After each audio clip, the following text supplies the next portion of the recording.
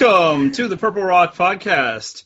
I am your host, Rice, and with me for this summer series on Heroes vs. Villains is my partner, Beans. Which is ironic because, surprise, I don't like beans. I knew that, and I knew you would ruin the whole thing because you refuse to not be you, and that's unfortunate when it comes to food. But I don't care. We're Rice and Beans. Fist bump.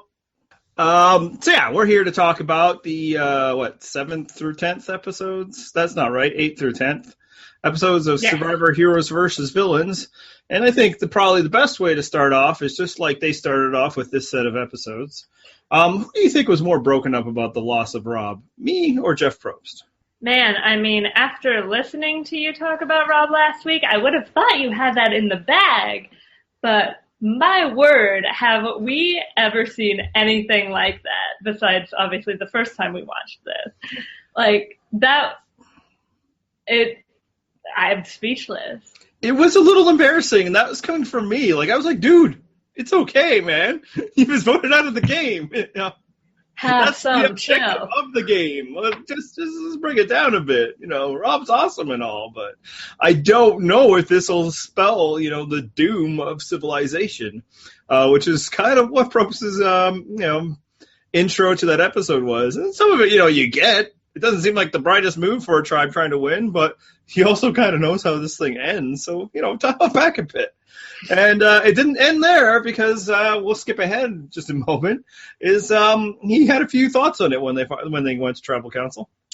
Yeah, and in my notes about this, I had words that I shouldn't say on the podcast because, he goes off on wow, you guys made this decision, and Courtney is still right there. Like, what? What are you thinking? And Courtney, how do you feel about the fact that you're there? And she's like, I didn't vote for them. Like, what do you want? Like, what? Was she supposed to tell them? You know what, you guys? I'm very skinny, and you should probably, if you're going to attack this alliance, you should probably go for me. It just makes more sense, because we all know what this game is really about is physical strength. And survival, Emma. Yes. I'm going to do that every episode. We should just drop the charade. That was, I think, one of Courtney's great moments of this season was, because it wasn't even a question directed at her. She's just like, enough with the slander, Probst. Or Jeffrey. Yes. Which Thanks, is great. Jeffrey. And it's like, I didn't even vote for the guy. What the hell are you giving me crap for? But, Probst was taking that really hard. And, I don't know if he's still over it. You have to go to great lengths to overcome the hurt feelings that Jeff Probst had over the loss of Boston Rob. And if you listen to the internet, what you do to make yourself feel better about that is fix the season for him to win. Mm-hmm. Anyway, that's pretty much the last we're going to talk about him. Because unlike Probst, I'm over it. I'm cool. Of course, maybe it's because many years later I do know that he wins. But let's talk about somebody who actually did go home in these set of episodes. And that's Coach. He does not get the same sad treatment of the loss of Coach. Let's just start off with the big question. Who is more responsible for Coach's ouster? Was it Sandra for putting the idea in Russell's head, or was it the Heroes because they started talking about a women's alliance? I mean, I know this is kind of a cop-out answer, but I do feel like it's a little column A, a little column B. I think they're symbiotic, without one, you don't have the other. I think, it's like, oh, how funny, the Heroes think there's a women's alliance. And then Coach is asking me, if we got rid of him, it would really fall in line with that whole women's alliance thing. That'd be a nice little bonus. Yeah, so I'm of the same mind exactly. I think there's a current of people who do not want to give Russell credit, that he was just completely tricked by Sandra. And by the flip side, there's people that don't want to give Sandra any credit. And both of those sets of people are wrong, which I love telling people they're wrong when they can't answer. But yeah, I think it is one of your top 10 hobbies. Top 5 even. Top 5, baby! I'd go as far as to say top 2, actually. We won't talk about what the top 1 is because it's just not polite in joint company. Okay, now I'm concerned. Can I bump it back down to top 5? It's probably comic book related. But anyway, I think I think Sandra totally put the idea in Russell's head, and I believe that's supported by the edit. And obviously editors can do wonderful, magical things with chronology and all of that, but multiple times in that episode, and then in the next episode, you get, Russell talking to us and to his partners about that possibility, about that Coach is coming after him. Now, I guess the one little caveat is, and I don't know if Sandra knew that when she was putting the idea in Russell's head, Coach does kind of float the idea of going after him. So, right. Like, the thing is, it's like Sandra goes off about how stupid Russell is for like following, and I'm like, I mean, most of what she said is true. Like, Coach does regret letting Rob go home, and like, she is right that Russell doesn't know what he's getting into with her, and we see that throughout the rest of the season. But that also, kind of shows, despite, without the Sandra of it all, like, just because it was a good move on Sandra's part doesn't inherently mean it was also a bad move on Russell's part. Yeah, because I think, the bonus of the heroes, totally showing their cards and all that, yeah. I don't, if you're Russell, it's like, well, I don't need Coach anymore. I needed him then. And yeah, that's awesome. 2 birds, 1 stone. He's, coming after me. Frankly, as Courtney will point out, actually, I think it's not in any of the episodes. It's in her day after. But yeah, Russell is just threatened by all men that don't, make him feel like the big man. So he's probably going to come after Coach anyway. But I do think that Sandra probably forced the issue, that if she didn't do what she did, then maybe Coach survives an episode, simply because, because I think Russell probably did want to take out more of Rob's alliance to begin with. I think one other thing that doesn't really get talked about is Parvati can't stand Coach. And it's probably to Parvati's benefit to not vote out Courtney. So I think it all came into play, but Parvati can't stand Coach and wanted to keep Courtney around forever. She's really a girl after my own heart. Exactly. You say Courtney's your favorite, but I think sometimes it might be Parvati. Oh, no, like, this is, I mean, honestly, like, how I would describe it if we were really narrowing it down is that Courtney is my favorite character. Parvati is my favorite player. Yeah. And also, people are allowed to like more than one thing. Right, yeah, crazy. I mean, you're only allowed to have one favorite Survivor podcast. And that, of course, would be RJP, but, you can like other one. We are your favorite non-RHAP Survivor. That's right. The amateur status is what we've been trying to capture. We still want that banner, Mark. That's right. For the podcast Olympics, we need to keep our amateur status so we can get that Zika. But I mean, I think it's worth bringing up because this is the move that people, defenders of Sandra will point to, of like the move she makes in Heroes versus Villains, and I think it's fine. I think it's true. I think she had a part in ensuring that she would not get eliminated by this game. She didn't sit back and let it happen, because if it even happened without her at all, maybe it's totally the heroes, which I don't think it is. No, I don't agree with that, but I'll allow for that for the sake of argument. She still went out and did something. Whether it was effective or not, it proves that she's not what some people like to think, the person that just sits back and lets things happen and, lets the arrows fly beside her. She is not somebody who just floats. She does something. She does things to try to better her situation. She's, got the information, everything. As you say, what she told Russell was kind of true. But I think that's part of her strengths. Just how she's able to convince people to her side is by telling her elements of truth that she knows in a way that's favorable to her. So I do think that, this is one of the feathers in her cap. But I also think, people who are trying to count up moves to validate her win are probably not recognizing what winning in Survivor really requires, because the person who has the most moves in this season is without a doubt Russell, and no sane person argues that he deserved to win this season. But yeah, more on Sandra is that I think this is the start of the Sandra edit of the season. And I said I wasn't going to talk about him, but just briefly, now that they're done with the story of Rob, we get the story of Sandra emerging. And in many ways, this is echoed many years later in the Natalie Anderson edit. Oh, yes. So, do you agree? I think, is this where the Sandra star starts to shine? Yeah, I mean, we got some comments about, like, not talking about Sandra enough in our first 2 episodes. It's like, there really wasn't that much to say. Like, we like Sandra. We're not, like, we're like on this like anti-Sandra bias. We don't want to talk about her. We only want to talk about Russell. It's like we've been very begrudgingly giving praise to Russell. We would love to lavish the praise on Sandra, but not everyone comes out swinging right away because not everyone has to, and that's fine. Yeah, and like, as we said, like Sandra, even in the first bunch of episodes, she wasn't, completely sitting back. She wasn't doing aggressive moves because she was in a good alliance and she didn't need to. But she was the one that set the tone with the whole idol speech. Now, ultimately, it didn't work, right? I mean, it was a mistake. It was her mistake with Rob. But, it was a good play. It was a good try.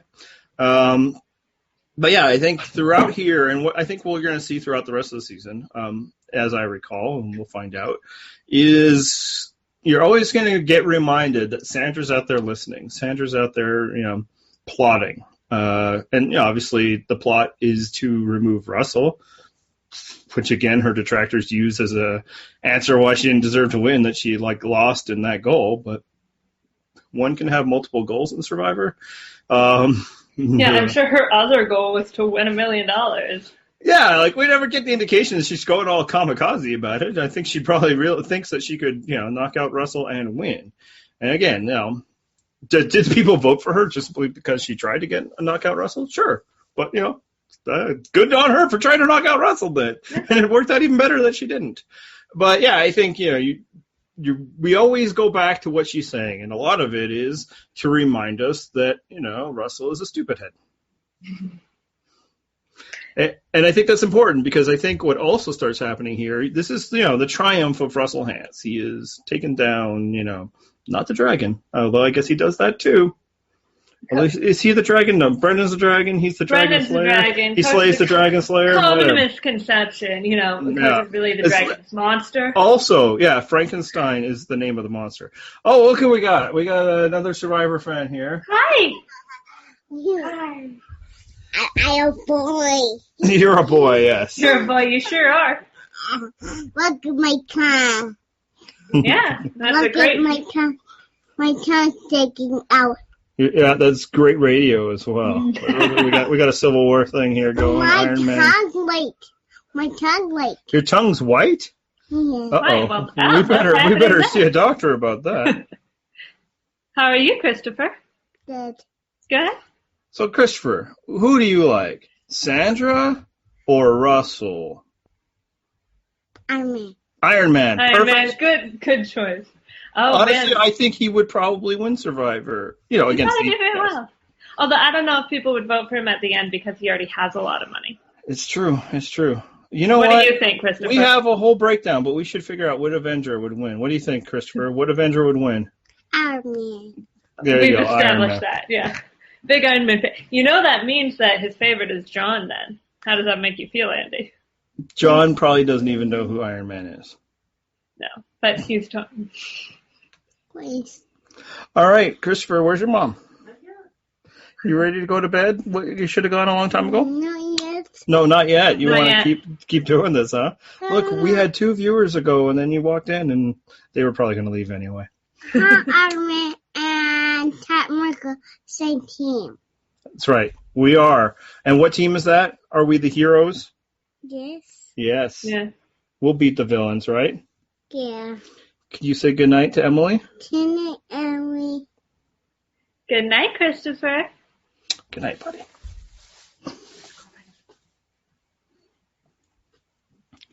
There you go, live TV. Can't beat that.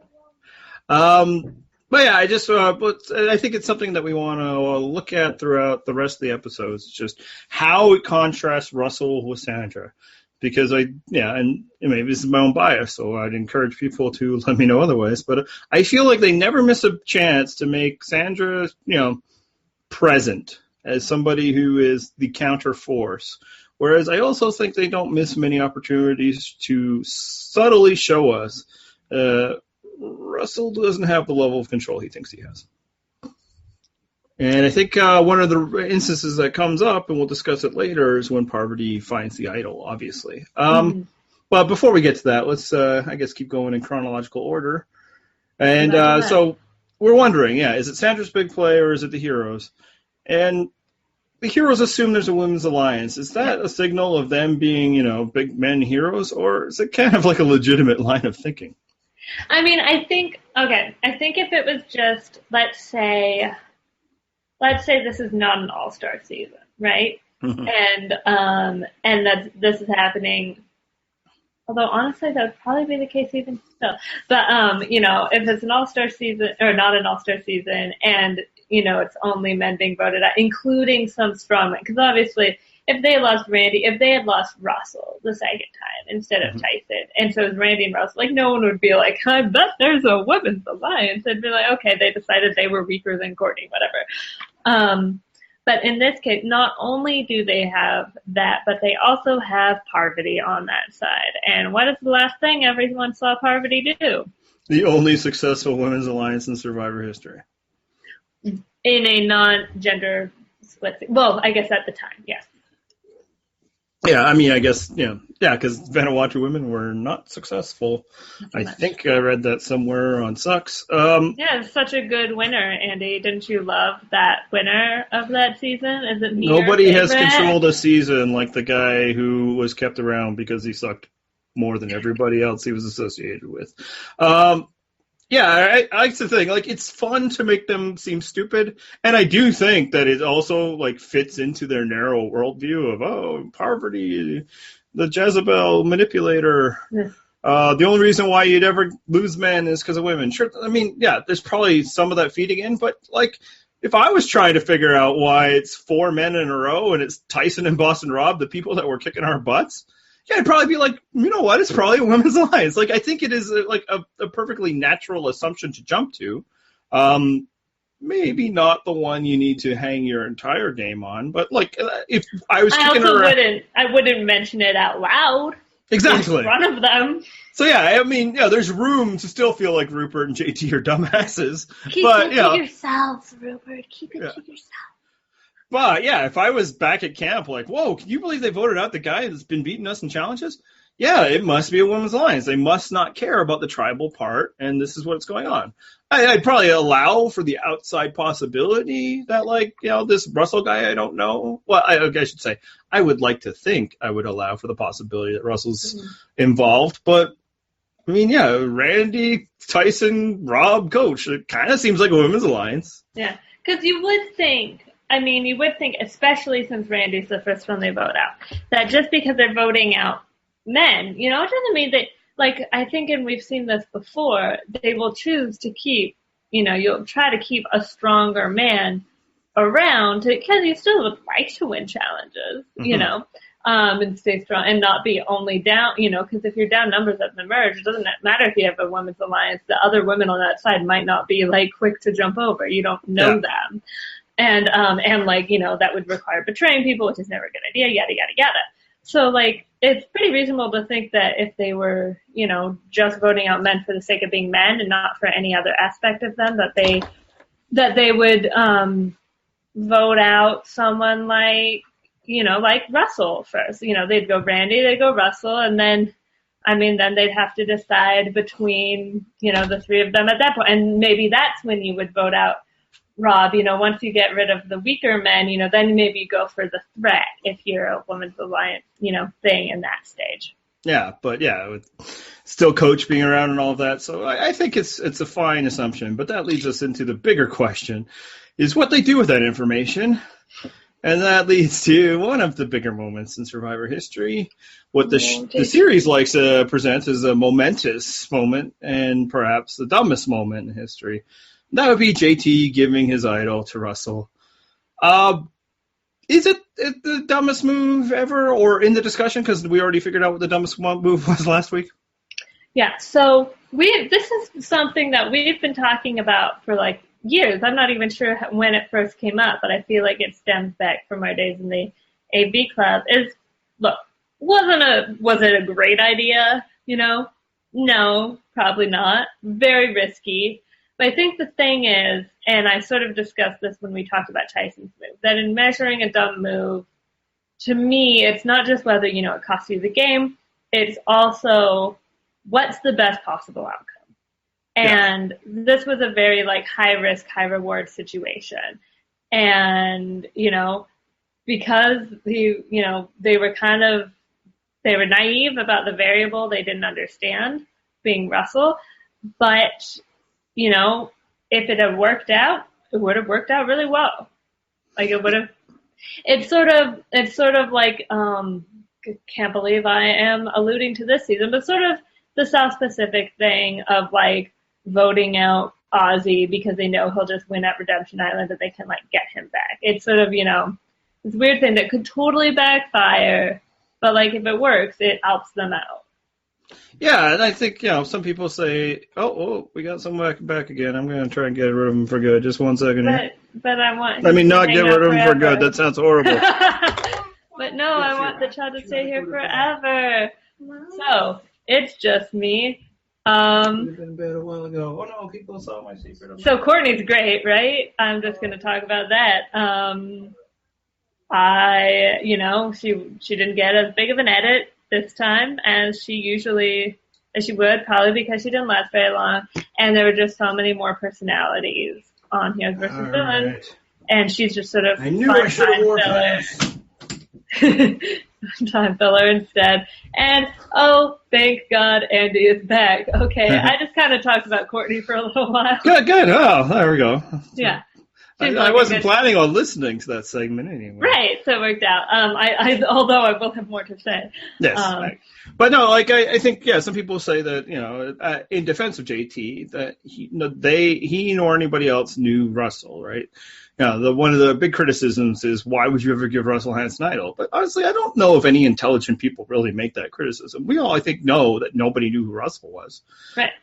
And I think to your point, that's why you don't do it. Like if he's giving it to like Coach, that makes sense. He knows Coach. He has some level of trust for Coach. Maybe you don't take such a huge risk on such a complete unknown variable. Now, Coach would have been a great idea, actually. Yeah, I mean, they needed one more. Well, he didn't have the idol. Right, he didn't have it, and it would have only worked if Coach had somehow lasted. But, like, in theory, because that would have definitely worked. Coach thinks he's a hero. Coach trusts JT. Coach would feel so honored that they gave him it would have worked perfectly then. Yeah, like, if Tyson is the final guy and you're going on the list. But, yeah, the guy you don't know at all to make this big jump. And so, is it as dumb as they make it? No, I think it's defensible. I understand the thinking.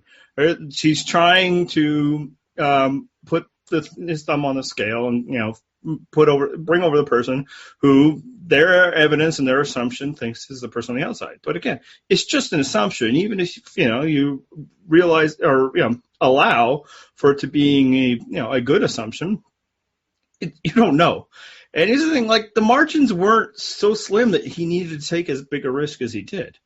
He keeps his idol. You're tied because I believe they did that. Well, I guess they did a reward challenge, so they don't know for sure that they'll win the next challenge. But frankly, if the heroes don't win, then this doesn't really help them that much.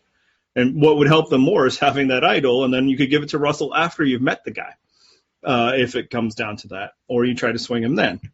But yeah, it's like then you're going in 5-5, Try more things then. Maybe there's somebody in their side you can flip, or maybe you can play the idol properly.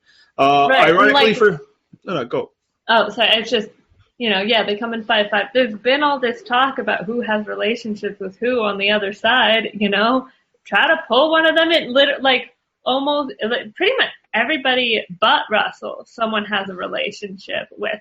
Even if Courtney was still there, she not only has Amanda, obviously, but probably knew JT socially. I'm not quite sure on the timeline of her dating Steven, but it's certainly possible. To back you up there, in Ponderosa, he talks about how Courtney and Coach are two of his best friends. He has a relationship. So, yeah. And then also maybe because I think, JT has said that he knew that he'd be the target because, former winner, athletic guy or whatever. Right. Well, it would have been nice to have an idol then. For one thing, if you knew you were going to be the target, then just play an idol on yourself, and then you win. Yay! You don't need Russell at all. Also, if you knew that and you were going to be the tie, you're like, they're going to all vote for me, and then it's a tie. Well, guess what? You're immune, buddy. Yeah. Everybody but you is drawing rocks. So I think, there was reasons to do it. I understand the logic he was going for, and that's why I can't consider it as dumb a move as other ones, because there's been moves where it's just like there's no logic to this. This doesn't work out in any somewhere. Exactly. If this works out, you're right. JT will look great. It'll be one of these huge risks that somebody takes and they pull off. But the problem is, it's just the risk was unnecessary. The variables were too unknown. You would never see this in a complete newbie season. And that's how they should have treated this, is that you're giving it to the one person you have no information on, other than the fact that he is titled a villain. Yeah. And that, they had to boot other significant villains to make room for this guy. So yeah, I think, it's defensible in a way that keeps it from being, maybe one of the 5 or 10 dumbest moves ever. Maybe not 10. But it's still a bad idea. And how funny was it when Russell and Parvati are reading the note? I mean, everything about it is funny, because this is like a situation, where there's just, we do know Russell. They don't, but we do. And so there's a lot of, even like before it actually happens, there's a lot of just dramatic irony, because we know that that Russell's in charge. Like, we already know that. B, we know Russell's character and how he is, and you don't, as he says, you don't give Russell a handsome idol. Reading it was great. The Colby, you ran your letter there. You ran your letter to Russell, buddy. It was great. Yeah, I love how Rupert is like, make sure you say that's your chance to prove that you're not a villain. Yeah. Which is probably the line they laughed at the most. And then also all of Russell like hamming it up for the villain, or for the heroes, like at challenges and stuff. Like, I mean, when he's sitting out the challenge and JT's like doing the thing, he's like, hang in there. Thank you. Yeah. It's some of Russell's finest acting. I have to give it to them that, because honestly, usually Russell actually kind of blows his whole spot just because of who he is, and it's probably because of the limited interactions that he was able to keep it up. I think once people spend a few hours with the guy, they kind of get it. And I say that as somebody who recognizes that he is able to affect a lot of moves and change things, but I think a lot of that is through like blunt force trauma. It's not actually because he necessarily fools people a lot. Is that everybody who's with Russell knows he's full of it, but they just understand how they can use that to their advantage, or he pushes them to things where they're uncomfortable. But here, he sold it so well, right there at Colby, he's all like, But just getting back to what Rupert's reaction is, that's just so great, because it's just so reflective of Rupert's such tiny, narrow worldview that like he thinks that would be the closing deal. That they're like, oh yes, I'll finally get to be seen as a hero, which obviously is the greatest thing ever. This is all I've wanted. And it's like that Rupert thinks that this will like both like entice him to make him feel better, and maybe be that kicker if he's like on the fence of like, oh yes, this is my opportunity, otherwise I'll look bad. Oh, Rupert. And then it's funny, the reactions. It's funny when even when Danielle, nobody can believe it because it's unbelievable. They are what? Yeah, and Parvati like adding in the different that terrible Parvati who's clearly controlling everything, and then like XOXO, your BFF. Yeah. And I think to give some of the heroes a little bit of credit, I think Amanda kind of knew that maybe this wasn't the best idea in the world, but it wasn't her idol. She didn't have that much to say. Yeah, and she, because when she and Candace talk about it, and it's funny because Candace, and maybe it's just because, Candace the mutineer figured, I'll probably flip later anyway, not too worried about the heroes being 5 strong. She's like, yeah, like, Moon might be wrong, but then JT wouldn't have the idol, and we were worried about JT having the idol. Yeah, which also kind of shows some of the narrow views. The devil have. Candace. The devil you know. And, I mean, to be a little fair to Candace, this is a group of, 3 to 4 other people that were waiting to vote her out and wish they had instead of, was it like James? Yeah. James. So, That's why you don't treat people like that. But Yeah. no, it's whether it is the dumbest move ever, debatable. Whether it is hilarious, I think without a doubt. So funny. So Which is- funny. The great part of this season, so many amazing strategic moves, but also things that are just straight up entertaining. Mm-hmm. So yeah, they get the item, and now it's time to vote out Courtney, because of course they did not win a challenge. Yeah. Didn't you hear Prope's intro to the episode previous? But here's an interesting question, because it's something I didn't really remember until rewatching. Parvati tried to push the vote off of Courtney towards Sandra, and that's kind of like me, like wondering, would she have won if she did that? Because obviously she loses to Sandra. Yeah, and I mean, I think she really might have, if we assume that Courtney ends up in the final 3. And I would think, considering how dismissive Russell was of Sandra's chances, you gotta think he feels that way about Courtney, if not more. Mm-hmm. And, Parvati likes Courtney, so she's like, yeah, I'll bring you along. It'll be fun. I'm not too threatened by you, so I might as well bring you along. It's possible that she pulls a China and picks up a couple votes still, but I'm trying to think, JT might vote for Courtney just out of, friendship. This time Sandra will vote for Courtney instead of the other way around. Yeah. Probably. But here's the thing, what Courtney might. won't have is she won't be, constantly trying to work with the heroes, I don't believe. I think she probably not. Yeah. kind of read the land. I don't think the heroes would have opened the door, because they didn't anyway, even though Sandra kept trying. And then so I think Courtney would have fell in line. And I also think she wouldn't have socialized as much with the heroes, because she doesn't enjoy socializing with people she doesn't like.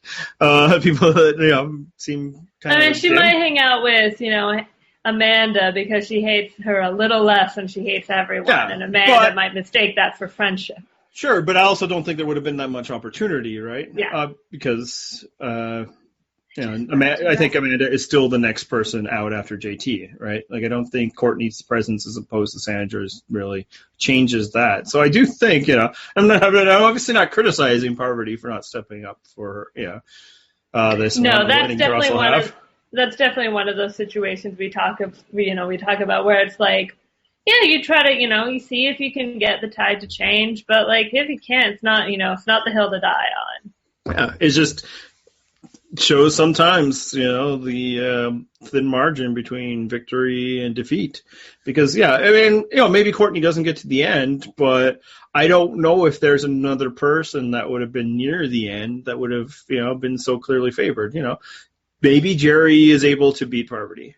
But I think it would be a lot closer. And I think also that, the heroes wouldn't have had the good feelings and the rooting for interest, and then also the rooting against interest that I believe they had against Parvati and Russell.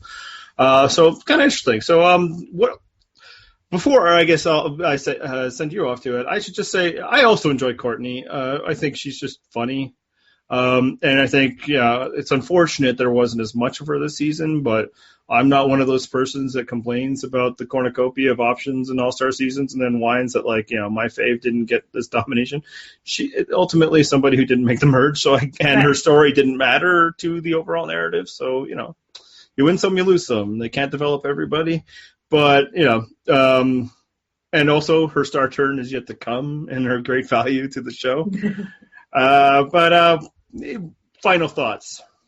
Well, one thing is that, as we discussed, Parvati was trying to, keep Courtney, and we see, this is basically the only scene that really shows, there's bits where you see Parvati kind of hanging out with Sandra and Courtney, but it's always in the background.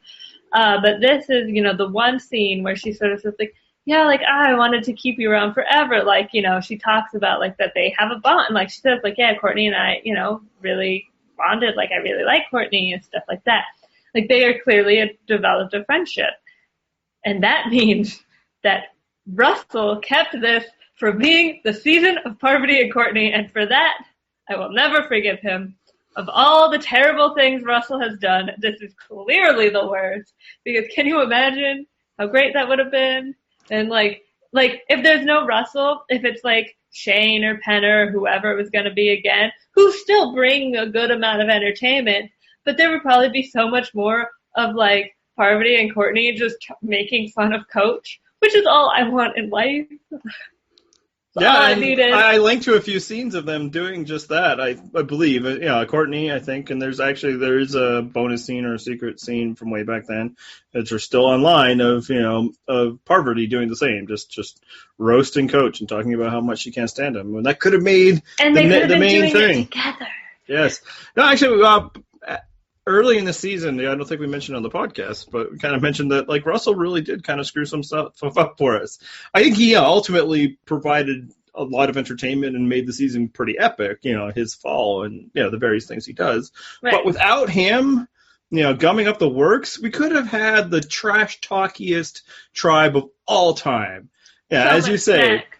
Parvati and Courtney, Sandra, Boston Rob Tyson, like we missed out on that. We get a little of it in the early episodes, but if they had, carried on throughout, like imagine what they would have had to say about, Rupert and his bananas and, the fall of Colby Donaldson and Coach, of course, Coach, because he wouldn't have gotten voted out so early either. So there would have been so much more, making fun of him. Now, obviously, the one flaw is that, Parvati might have just gotten voted out even without. That is true. That is true.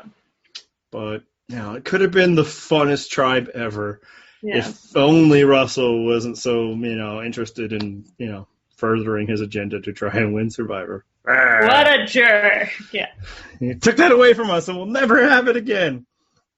So Parvati finds the idol, and that's pretty great. And what I think's interesting about this, and I touched on this earlier, is the scene itself goes out of its way to show how Russell doesn't really know what's going on. To the point where, I'm pretty sure it's a constructed thing. Like, I don't think it actually happened that way. But they show just Russell just sitting there alone on a beach, just kind of looking off while they're, hunting. I doubt those two things happen at the same time. And then they show him, going after them. They're like, oh, we better get out of here. And then just walking on past like nothing ever happened. And I do think that's indicative that Russell, I think they're trying to show us that Russell isn't the mastermind he necessarily thinks he is. Because whoever could be that much. Yeah, and you get, a lot of confessionals from Parvati saying, oh, he may be the king, but like I'm the queen, and which of course makes me think of, there's a Tumblr post, I believe, that, or maybe it's a tweet that was screen captured posted on Tumblr. Who can tell these days? But it's like, oh, what's a queen without her king? It's like, well, historically more powerful. Yeah. Or And of course.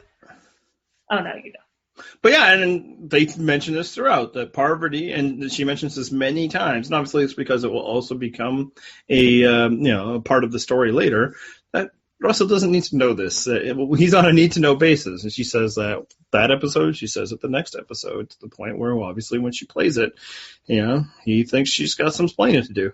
And I think, you couple that with what, Sandra can always say about him while he's completely overlooking the threat she poses.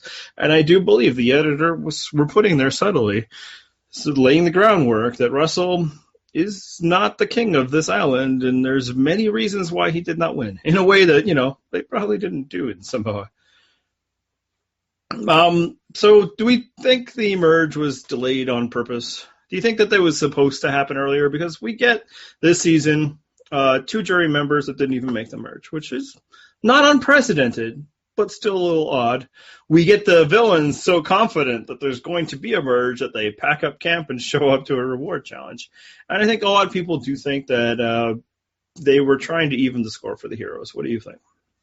Yeah, I mean, it's not, as you said, it's not unprecedented, but has it happened besides Cook Islands where pre-merge have been on the jury? And then because Cook Island, which also has a lot of, talk about production interference and stuff with the double vote outs and all of this, and, the final 3 and everything, like, the first time the final 3.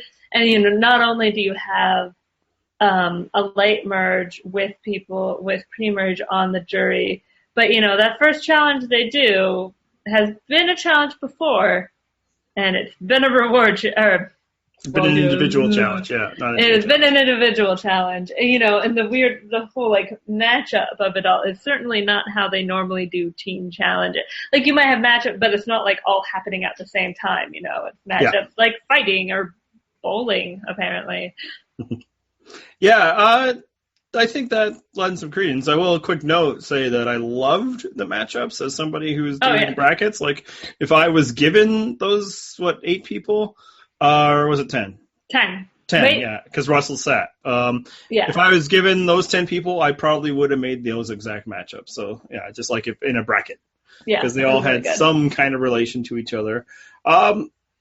Yeah, maybe. I mean, here's the problem with, saying straight out that, well, obviously the biggest problem we don't know.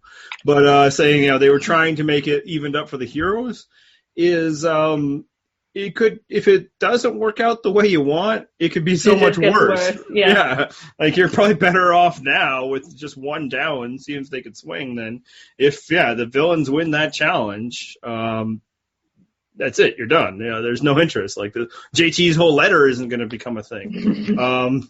So maybe it's certainly possible that they delayed it at least a little bit. I will say if they delayed it, it might not have just been to give the heroes a chance. Could have been because they like making people look stupid when they presume what's going on, and I think especially Probst probably gets a little uppity about it. Like even if like Colby tries to tell him to start the challenge instead of giving him chocolate. So maybe when they heard that they're all packing up, it's like, nope, we're not doing it now. Because when they get to the challenge, he really messes with them, right? Yeah. Everybody prepare to drop your assumptions. Expectations. Expectations, you're right, yeah. I had the right word because I'm smart. Another quick note on this challenge, just sort of about how sort of a running theme I've had is how much fun the editors have been having, is that, the villains are really strategizing with their matchups and thinking like, okay, like this challenge, like, it's probably better if you're smaller, like to do that. And, Russell said, yada, yada. And they go, and they're guys with big egos. Jump cut, hero camp, Rupert, I'll be great at this. And JT's like, actually, like, I've done this before. And no, he's like, well, if you want me to be last, then I'll be the last one. And then sure enough, he's out. Yeah, Broken Toe Rupert is like, clearly I'm the strongest. I could never be ranked anything but the strongest. Probably like, I guess they don't know for sure what the challenge is, but it seems like they had a decent idea. But, I don't know. It was. Yeah, and then JT's like trying to soften, Rupert's ego, which I'm assuming is probably like a full-time job for anybody in an alliance. He's like, Rupert. It's the people with smaller feet who do well at this. And it's like, I'll be last if you want me to be last. The guy who won this challenge, admittedly against not that many people, but still. And that reminds me, because JT did this challenge before, just one more note about Courtney being great. And she's like, they did this challenge, when Coach did this challenge, he fell with all like, which was, his dramatic, like, I don't have my bet. And Taj just sort of giving him the ego boost out, like, if your back is out, you shouldn't be doing this. It's, don't hurt yourself because of this. And he's like, I now have permission to fail. God! And then collapses, and it's so great. And Courtney made fun of him, and it's wonderful. But yeah, I do think like there's Crystal on that mead about whether they were trying to delay it. Actually, one thing I think the producers probably did to interfere is if they didn't have like a notebook as part of their luxury items or whatever. Yeah. As soon as they heard that JT wants to write a note, I'm sure people were scrambling around. Get this man a pen. Get him a note. We need this to happen. This dumbass is really going to do this. Oh Get my the God. Tribal Council pen. I don't care. Stat. If I don't see a pen in 5 minutes, you're all fired. Because, oh my God. Like, when they heard that his plan was to do that, they probably all just nearly passed out from their erections. But oh God, it had to be similar to the effing stick, and that like, Eliza's going for it, if you do not catch this on camera, you are fired. And I guess one way that you, if you of the mind that they were trying to even up the heroes, it's actually a pretty easy way to almost guarantee yourself the heroes are going to win. Is you just don't put a puzzle at the end of the challenge. Yeah. I don't actually remember what the immunity challenge was, though. But if there was a puzzle, it wasn't a challenging one. Plus, look at that villain stripe. They were probably going to lose challenges. Yes, So, that too. We get to... No. If I could make a quick note about the challenge, I'm not positive if it was. Well, there's the one where they actually exchange it, but I'd like, they have the bowling challenge, which is only, maybe slightly better than the Tocantins shuffleboard challenge. And even though it's not something particularly physical, the villains really, again, just do terribly. And I wonder, are the heroes better at bowling because they are lame people and have lame hobbies? It's possible. I do love how, Coach is like, oh, no, we certainly couldn't use Courtney and Sandra on rolling a freaking ball. Right, not only was it a bad idea because of, it's a reward challenge versus immunity. All of that, but it's not even really strength, but they're not 12-pound bowling balls, or whatever, that they're going to be too big for them. It was just... And they were giving you a gift. This is the one you can hide them on. And he's like, I hear you guys are good. And then you said you were good at this, right? And then, of course, Parvati and Danielle both failed to hit a single pin. Right. And also getting all mad at them because they weren't, enthusiastically volunteering for the challenge. But we don't need to get into that. No, actually, that's a good point, because that gets back to my point about how Sandra's edit is starting to rise. Because in there, they allow Sandra to rebuke them. And, she's not going to take that because they're just trying to do that thing where you talk about somebody in their presence, but you're not really talking to them. And she's not going to have that. And she stops them. It's like, why are you talking about me? Why are you blaming me? Is it my fault that you guys couldn't do it? And that's just, I think, symbolic. And it shows that Sandra, despite what everybody likes to say, frankly, including Sandra, is not just sit back and anybody but me. She is an active player. She just doesn't seem as active as other players, which is part of her strategy. And it's, the difference between maybe under the radar and just kind of there and people aren't voting for you. And I think there's a key distinction when it comes to Sandra. And, maybe other people who've won, but maybe not everybody who won. I'm still fighting that battle, apparently. All right, somewhere Matt is, saluting you. So we're at the merge, and as I was saying about Russell, he lies all the time, and it seems like it's successful because he does trick some people, but it doesn't seem to take people very long to be around Russell and think, this guy ain't right. So how much credit do we give Rupert for cluing in on that, or is it just because Sandra told him? Yeah, it's because Sandra told him. All right, then obviously, he's the only person who got information from anybody else, but he listened and he believed her right away. That was very good. Good job, Rupert. Why do I keep mixing up their names? Because they start with the same two letters, yeah. And you don't like either one of them. Yeah. But I think he deserves the tiniest bit of credit. That between that and just kind of the vibe he was getting from Russell, he knew right away that JT's cockamamie scheme isn't going to work. And part of the reason why I want to give him credit is because you contrast it with JT, who just desperately could not admit to that. And I wonder if it's that he was truly believed that Russell was, a good old boy that never lied to him, or is it that he needed to believe that? Because the alternative is that he had just done something so stupid that he just couldn't let him believe that. I think it's even if he wasn't realizing, I do think a lot of it is just sort of once you've made that decision, you just have to believe. You can't go back on that. You just have to believe that's the case. Otherwise, because there's nothing really he can do either. It's not like he can be can I have that back? Actually. To use a poker term, he probably thought he was pot committed at that point. It's just I got to do it, too much money. But, some poker, you're not yet pot committed, and Rupert was able to dial it back. It's you know what? We don't have to just do that. We could do something else. Now, if these weren't the heroes, if they weren't, these self-described heroes and they had to play in such an honorable way, the perfect play would have been to vote for Russell, right? Yeah. It's voting for Matt Elrod.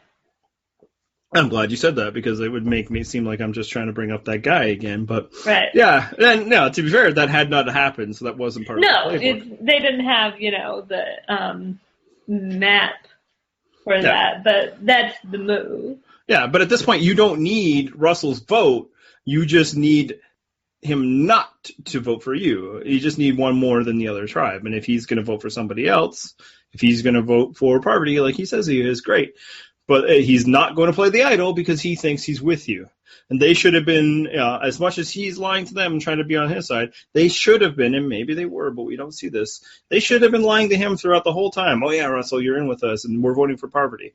Plus, Maybe not. if they voted for Russell, I bet Sandra flips right then. Yeah, that's the other thing. We shouldn't give Rupert too much, room because he never seemed to go back to Sandra. It's like, hey, want this?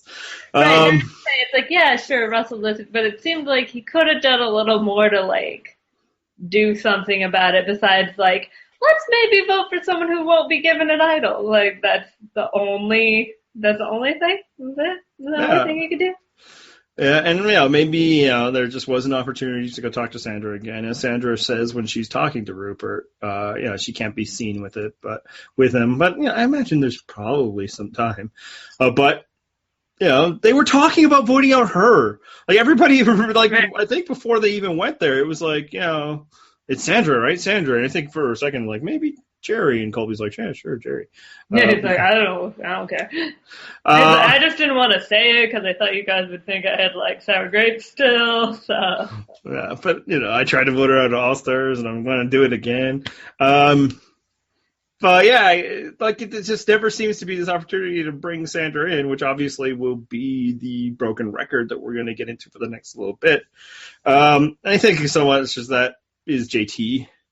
I think Rupert probably, give him some level of credit. I think he listened to Sandra, took that information in, and actually figured some stuff out. And the thing about the whole move, everything that's going to go down, Hero still played it right. But actually, before we get into that, let's talk about it because this is the highlight of the episode, this podcast, the season. Oh, our lives. Yes, perhaps Survivor. Parvati playing the double idol. Great move or the greatest move? Was a question I was posing to you. I know. I'm thinking. Silent thinking. Sorry. That's how my brain works. It's very, very, very good. Very great. So my reaction, as I'm watching Heroes Live, Heroes vs. Villains, as it airs, as I have every season of Survivor since it started. Hey, same. That's right. Fist bump again. I was skeptical of Parvati. Coming in through Cook Islands, I didn't think much of her. I didn't really see why she was cast in Micronesia. Throughout Micronesia, obviously she justified that. But even still, as it was going, I always kind of, I felt like more the narratives of Suri. I thought Amanda was going to beat her. I thought, I respected her more, especially because she was portrayed as a threat. But still, I wasn't fully on board with Parvati. And then, obviously, as this season goes, she's running opposed to my favorite player, who seemed to, have her, beat. Once this tribal council was over, I remember literally standing up and applauding and was just, what a nerd. Yeah, I think hopefully I was alone, but what a loser. My wife might have been there, but she knows who I am. Well, at least you were already married. Yeah, for quite some time. But I was so impressed, and I was basically on the Parvati bandwagon from then on. Well, welcome aboard. Because I didn't. She was like Amber in Micronesia. No one was like, oh, yes, this is perfectly sensible casting. Everyone, she was such a star in Cook Island. It just wasn't, there's always one of those. It's fine. She was the Foxy Boxer. Remember Parvati Foxy Boxer? She was 23 years old. I don't judge her choices as a person, but that's what her role was. That was her role, yeah. Parvati, and most people like poverty is what they called her, and then it's Foxy Boxer. That's what she was. That's even, yeah, it's actually Jason Siska in Micronesia when they're doing the Schoolyard Pig. So this is when she's, a favorite, is like, yeah, she has poverty, and she's like, it's Parvati. I'm sorry. And so then she got her revenge. But yeah, no, I mean, I love Suri, obviously, because I'm a human, in Micronesia, but like, I was definitely like, Black Widow's all up in this. And was full on, like, totally in the tank for Parvati in Heroes versus Villains. Like, did I wish that there was more Courtney involved? Sure. But otherwise, like, I was, Parvati all the time. And so this was great. It was a great moment of celebration for me, for America. No, America was crying because the heroes were taken down, and the player of the season, Rupert. Not my America. Yeah, no, there's two Americas, as being seen in what's going on in other channels that you're not watching right now. Maybe it's over. I don't know, time zones. Yeah, I don't know. Okay. But for us blue staters, You're Canadian. I know. Blue doesn't begin to describe it. Indigo. But I think it was a great movie. I think, as time has gone by, people are trying. There's a slight undercurrent. They're like, hey, it wasn't that smart to move. Of course, how could she do anything other? And that's like watching years ahead and post Tony, post people who've seen what Parvati did. No. At the time, this was revolutionary, and it's still huge. People don't give up their idols all the time. I mean, obviously, it had happened successfully in this season, but the fact that she had two, and she did it in that way, because she went all out for broke to win, and it wasn't just natural. I think a lot of people would have played it for themselves. Russell will play an idol for himself later this season. Russell, the god of idols, played them, wasted them for himself far more often than he's ever played them successfully. Maybe not far more often. It might be 3-2. Slightly more often. Yeah, it's like that shows. Like, people get it wrong. And this was a huge risk. Yeah. Maybe Amanda is telling her the truth. I mean, probably not. We'll get into that in a second. But maybe she's wrong. Maybe it's coming back to her. Maybe they're voting for Russell. Like, it just says JT took a huge risk, Parvati was taking a big risk. The big difference is she's doing it with some evidence. Yes. And that shows why she had this awesome move and he didn't. And yeah, I think it's huge to figure out that it's those two. Obviously, she got the lucky break-ish that it's Danielle, but it's not completely lucky because Parvati let it be Danielle. Right. That's actually, and yeah, that's one thing is I should have sent this to you earlier, but that I noticed when watching is if Parvati wins that challenge, which she, who knows how long they could have both been trying to figure out how to phrase it. How long they could have both been on that pole. Obviously phrasing. I hope you're all saying phrasing, but we knew the phrasing. Yeah, how long they could have been on the pole. But, they seem to be doing just fine, Parvati actually seemed to be doing better than Danielle. Parvati has done very well at these types of challenges. She does yoga, a lot. She's very good at balancing and stretching, whatever. She's got good body balance throughout. She's, unlike maybe somebody else there that might have been top heavy. Yeah, no, I mean, it was remarkable to the point where they all had to mention it, how she's just got, one little foot and just kind of... Yeah, she's just chilling, got to try different ways to hold on. I just almost said something that would have been bad phrasing again. But yeah, if she had won... Oddly enough, if she had won immunity, her move wouldn't have been possible. I think it actually all falls apart. Yeah, and, because 3 people to choose from, that's too much of a risk.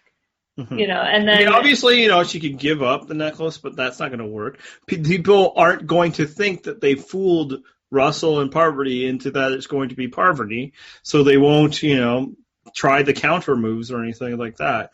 Yeah, she needed to be available for the vote in order for the vote to not be on her. So, and I wonder, if she worked it out. I've never heard in the interview that she has. Unlike, how we know that Richard worked it out that he needed to lose and he needed Kelly to win. Because she did kind of, she offered, she says, she says, do you think I should win to Danielle, which is kind of hilarious. And Danielle's like, well, I think I should win because you have the idol.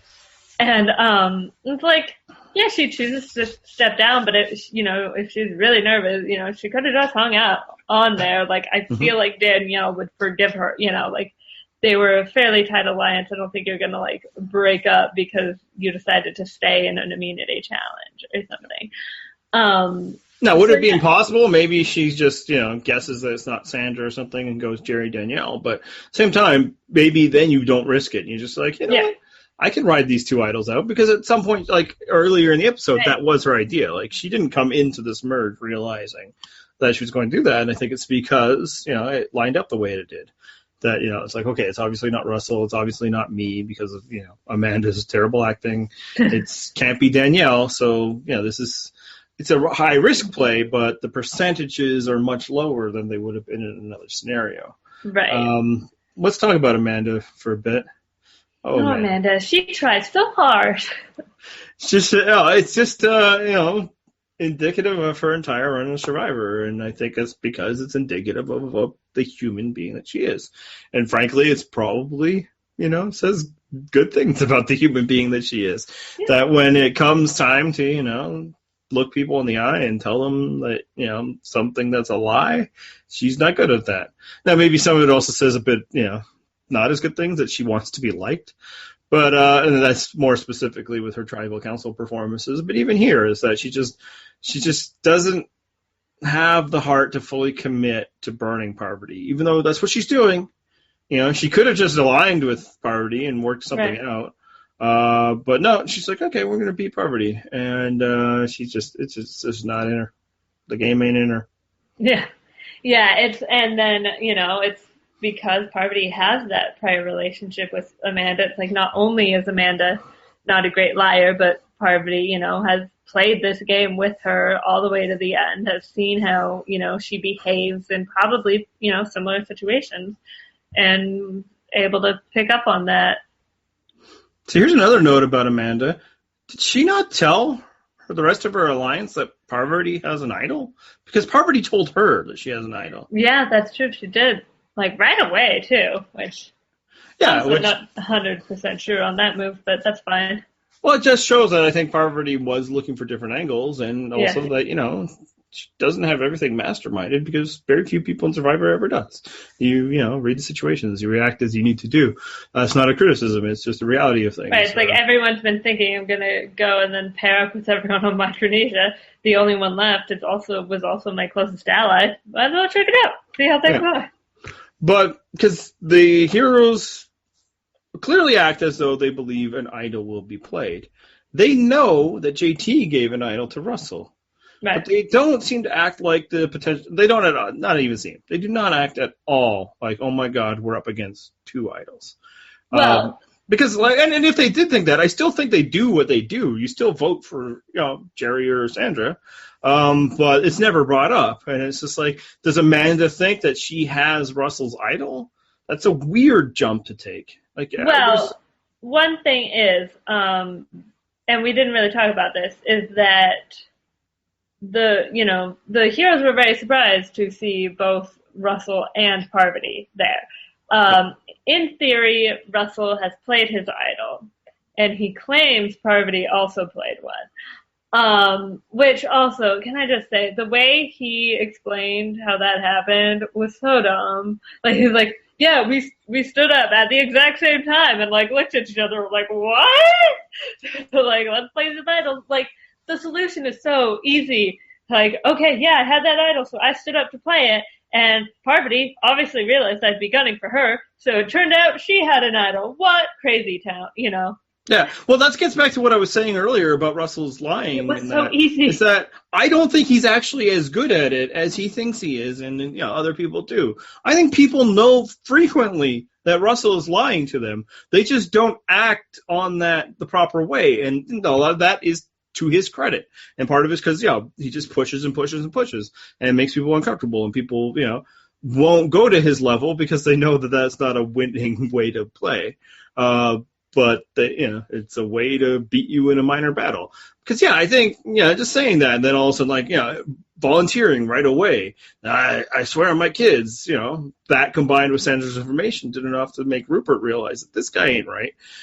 And it's just, I think he always needs to tell the big lie. And that's not the successful way of lying. The way to get away with lying more is to keep it as true as possible. So that way you don't get burned by it later. It's some life tips for y'all. I'm going to tell your wife you're giving a lying tip. She'll hear it herself. She's like, I knew it. And baby, I'd never do that to you. That's not just how we act, and that's not how we operate. Or is that the truthful lie? Wow. But and it's just like, this is the guy that had to tell everybody in Samoa that he was like a 9/11 firefighter or something. Katrina survivor. Yeah, and then he does the dog, and it's just like he just always has to burn his big tails to feed his own ego. And so a pedestrian, just me playing my idol and then she playing her idol. No. It's got to be a bigger story. Oh my God, this is going to be the most epic moment of Survivor ever, and they're going to respect me for it. Which, no votes at that point had never happened before. That's still a really big deal. Yeah, and it's just simple. And then also I don't think they picked up on this. I think he got the mechanics of it wrong, although maybe it's fair to him. He wouldn't know.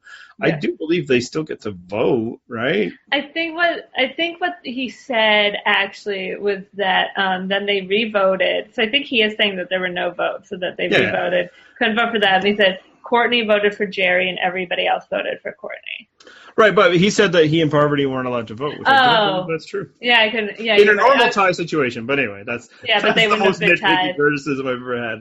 Right, that's reasonable. Whatever. But I agree. Like, he is so close, but he just had to put that extra little flourish in there that I think helps set off people's BS detectors. Unless you're JT, you're just like, nope. He's good. Because if he isn't, I'd be the dumbest person ever, and I'm going home. He has a southern accent. He must be great. Yeah, nobody in the South has ever done anything wrong, I believe. I mean, I haven't read all of American history, although probably more than a lot of people watching this, sadly. Nobody who speaks German could possibly be an evil man. Perfect, exactly. So, we talked about the move, but just the tribal council itself. It won the bracket that we had this year about the Ultimate Tribal Council, and it's a great one. I don't know if it's the best one. I believe I probably voted for other things in the matchups, but Snakes and Rats, maybe. Yeah, I actually definitely voted for that one. I might have voted for something else of it. I can't remember what your punditry was at the time, but it's still great because they just really set it up so well. Obviously, so much of it is just the anticipation of, my God, what's going to happen. But even just early on, like Rupert and the stupid bananas. I was going to say, can we briefly talk about the weird, added, come on. Also, ripe bananas. And even Sandra's like, we're eating our food. There's twice as many of you now. You're gonna eat more food. You're voting them out. Chill. Yeah, and obviously, get some bananas at home. They're not even that good. It's an example of dumb Rupert, but it's also just like a nice little look into Survivor politics and dynamics that anything these people who I'm geared up to beat do is going to annoy me and become a big deal. And then especially if you're Rupert. So that's funny. I think Probst also, gets I have off. A banana stress ball. I can't believe you're touching even something vaguely banana shaped because, the texture. It's from the American Cancer Society. And we, on the Purple Rock podcast, I'm going to come out and make a very controversial statement. We're anti-cancer. We are. We're so brave, really. But I think that's a great moment. I think Probst gets off a great joke about Parvati when she's talking about how nobody wants to talk about her. It's like, is that just because you're used to so much attention in your real life?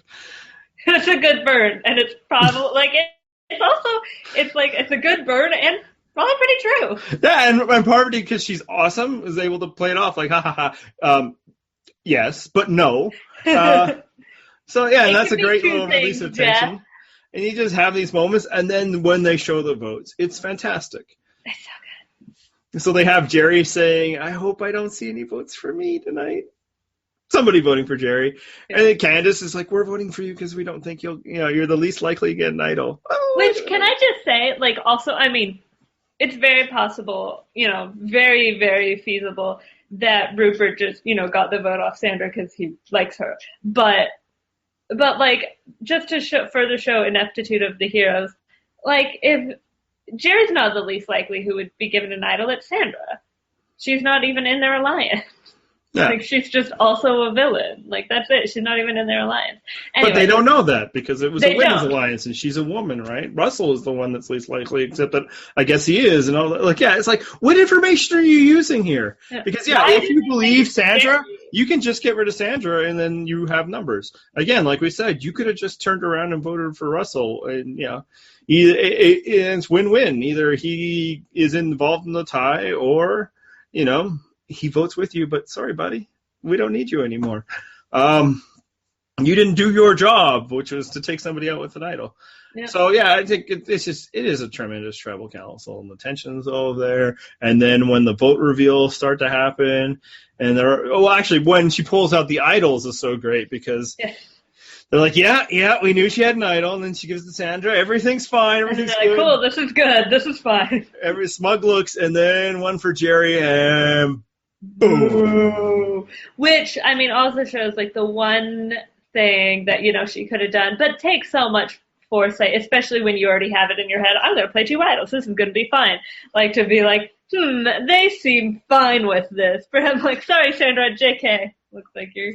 although I wonder if you can do that. They would be like, that's true. That's a good point. So, if she had been like, I'm going to play these idols for Sandra. Wait, you know what? Oh, no, scratch that. They seem too happy. Jerry. There's the faces falling that I wanted to see. That's what I'm talking about.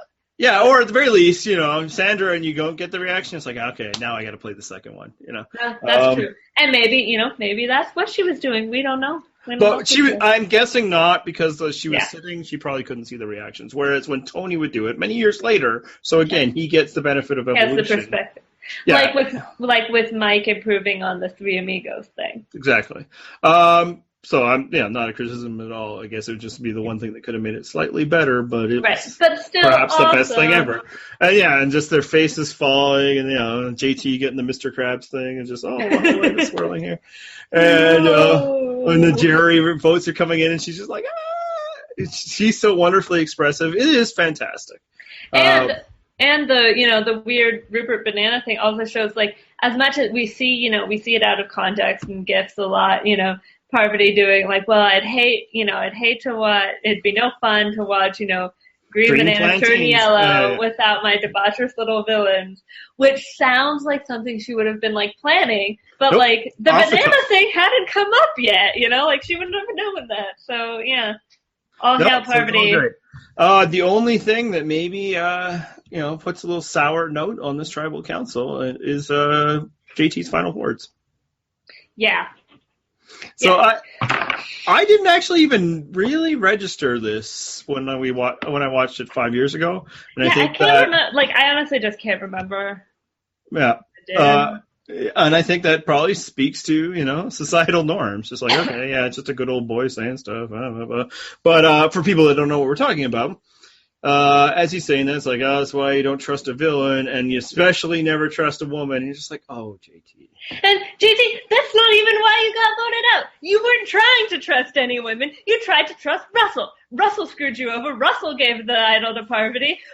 Why is Parvati supposed to do anything for you anyway? You were never on your side. Apparently none of you were ever even talking to her. Sandra, a woman, tried to help you out. You guys didn't listen. I mean, Rupert kind of listened, but you guys didn't listen enough to try to bring her in or try to trust her. So she would have been that 6th vote you were looking for. You got your own dang self voted out, JT. Yeah, and maybe at the time you just like, people say a lot of things when they're voted out. And sure, I'll even say that now. Like, does this mean that JT's an awful person? Not necessarily, but I do think that this reveals a lot about him, and especially, for our purposes and what's pertinent, how he played his entire game. This whole never trust a woman, that's not just something that comes out, because as you say, you weren't burned by the women, you were burned by Russell. Your whole thinking, and you couldn't stop thinking about the fact that it was women, and even, completely allowing that is a fine assumption to make based on things. If you had just not always thought that women are trouble, the one thing that you can't control, you wouldn't be in this situation, JT.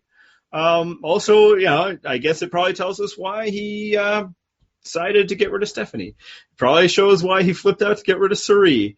Probably shows why he couldn't wait to get rid of Candace. JT's got some issues, and hopefully, he's a married man now. Some time has gone on, but I think it's instructive, maybe a bit, how misogyny hurts everyone. Right, and I mean, as you said, like he's gotten married, has presumably matured. I mean, we don't know because nobody's ever been misogynist and married at the same time. Right, like there are certainly a lot of people. Okay, I tried to look up his age, and apparently there's a football player named JT Thomas. So, but what I was going to say is, I'm pretty sure, especially because this was not long after Tocantins, that JT was still like pretty young. Like he was maybe like my age during Heroes versus Villains, and there's a lot of dumb boys my age too.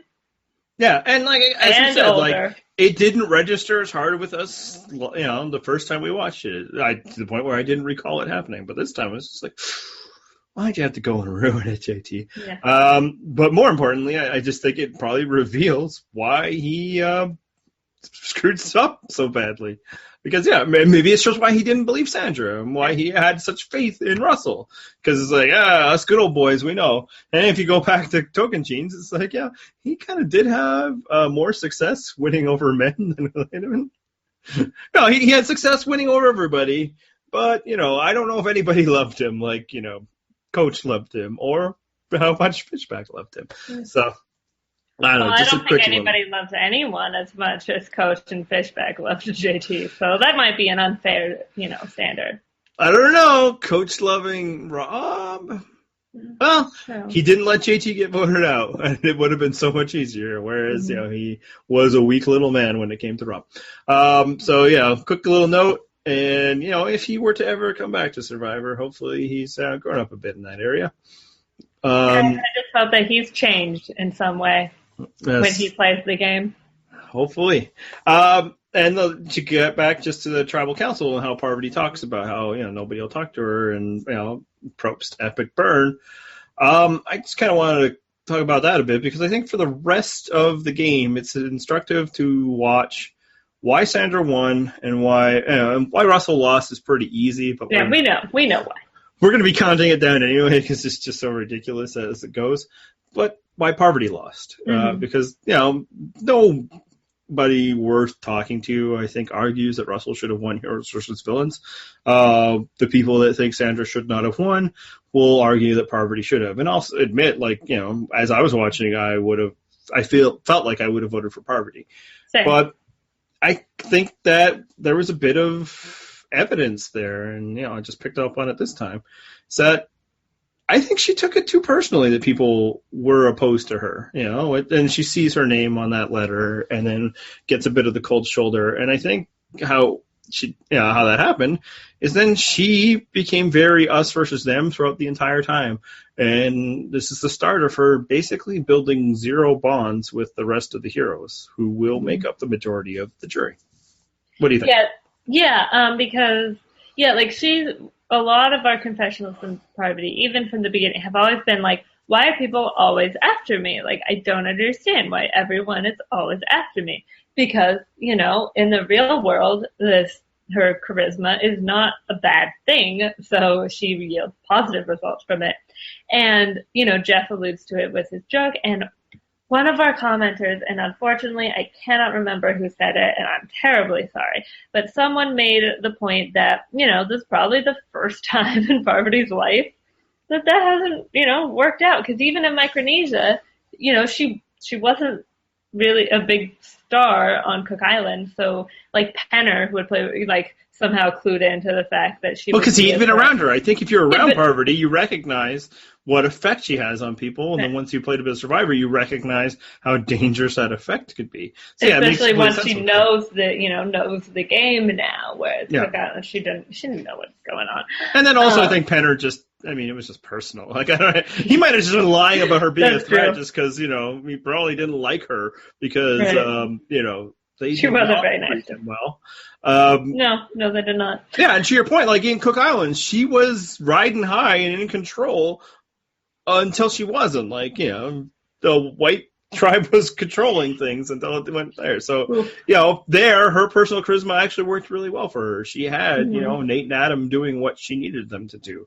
We didn't get as much of that. Even while Adam is like making out with Candace on the side. Yeah, he's like, three-way? Or, when Candace is on the other side, it's Right. like, it's okay. And Parvati is sort of like flirtily, but it's also like, okay, this is weird, but I'm gonna walk away now. Yeah. So I think to your point, this is probably the first time even in Survivor that she was truly confronted with that because, as Micronesia progresses, once, she wins the battle against Penner early and then, he's taken from the game, people flock to her, like, and right. And I think when you're, super charismatic or charming or whatever, you don't necessarily realize like that's why people like you. You think like, oh, I'm, fun to be around. I'm a good person or whatever. Mhm. People like me, and it's not just like that. I have this, sorceress effect. You're just saying like, yeah, okay, I'm cool. Like that's great. And yet I've said that like, people actively avoiding her, being isolated and stuff. And we see this with, misfit type people all the time who people don't talk to them on Survivor and it doesn't feel good to them either. And we feel bad for them, but a lot of times those are people who've probably experienced it in real life too. So It's like, it sucks, but they're also like, well, I made it through middle school. I can make it through this. Whereas Parvati is probably like, what is happening? Why doesn't anyone want to hang out with me? Yeah. And on a human level, I get it. I think that Right. she's just completely having a human reaction to her. I think her feelings are hurt. And I think one of the ways Parvati reacts to people hurting her feelings is vindictive revenge, especially in a game that, generally encourages that, right? She has the opportunity to make these people pay for making her feel that way. But I do believe, and, this is something to watch for the rest of the time, that I think she took it too far. And that personal charisma that she has, she never really extends it to people outside of her circle. I actually kind of think that's a bit of true of Parvati always. And it's probably true of her in her life. It's Right. probably why it feels so good to be welcomed into her circle because it's given an air of exclusivity.